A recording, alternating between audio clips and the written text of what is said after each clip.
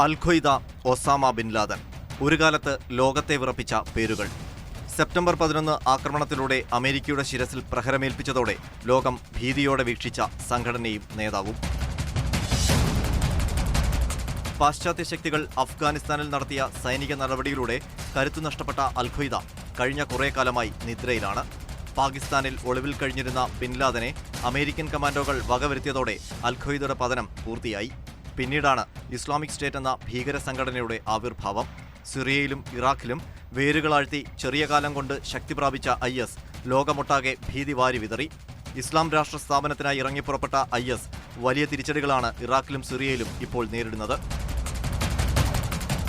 സമീപകാലത്ത് തന്നെ ISന്റെ പതനം പൂർത്തിയാകുമെന്ന് ലോകശക്തികൾ അവകാശവാദം ഉന്നയിക്കുന്നതിനിടയിലാണ് ആശങ്ക ജനിപ്പിക്കുന്ന പുതിയ വാർത്തകൾ പുറത്തുവരുന്നത്.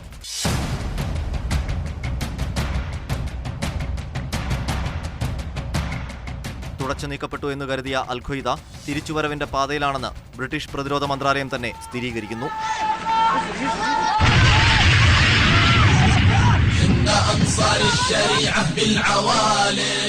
അഫ്ഗാനിസ്ഥാനിലും യമനിലും സിറിയയിലുമായി അൽ-ഖ്വയ്ദ നഷ്ടപ്പെട്ട കരുത്ത് തിരിച്ചുപിടിക്കുന്നതിനുള്ള തീവ്രയജ്ഞത്തിലാണ്. ഒസാമ ബിൻ ലാദന്റെ മകൻ 25-കാരനായ ഹംസ ബിൻ ലാദൻ അൽ-ഖ്വയ്ദയുടെ നേതൃത്വം ഏറ്റെടുത്തു എന്ന് വ്യക്തമാക്കുന്ന തെളിവുകൾ ലഭിച്ചു തുടങ്ങി.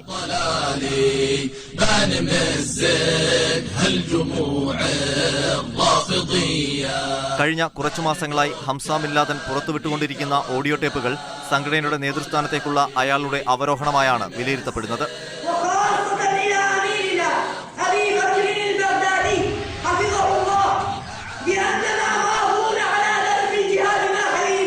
ഹംസ ബിൻ ലാദൻ ഇപ്പോൾ പാകിസ്ഥാനിലാണ് കഴിയുന്നത്. അതേസമയം കഴിഞ്ഞ കാലത്തേറ്റ തിരിച്ചടികൾക്ക് കനത്ത പ്രഹരം ഏൽപ്പിക്കത്തക്ക വിധത്തിലാകും അൽ-ഖ്വയ്ദയുടെ തിരിച്ചുവരവെന്നാണ് കണക്കുകൂട്ടൽ.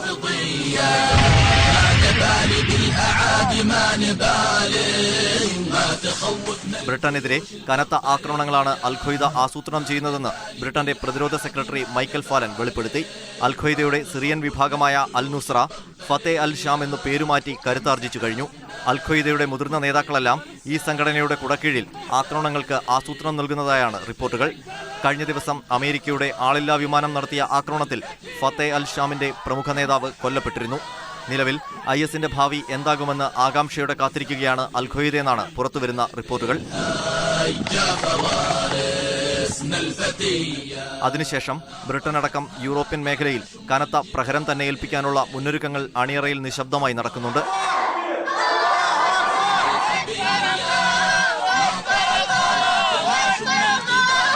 അഫ്ഗാനിലെ തെക്കൻ പ്രവിശ്യകളിൽ നിന്ന് ഒരിക്കൽ തുടച്ചു നീക്കപ്പെട്ട അൽ-ഖ്വയ്ദ വീണ്ടും ആ മേഖലകളിൽ സജീവ സാന്നിധ്യമായി മാറുന്നതും ആശങ്കയോടെയാണ് പാശ്ചാത്യ ശക്തികൾ നോക്കിക്കാണുന്നത്.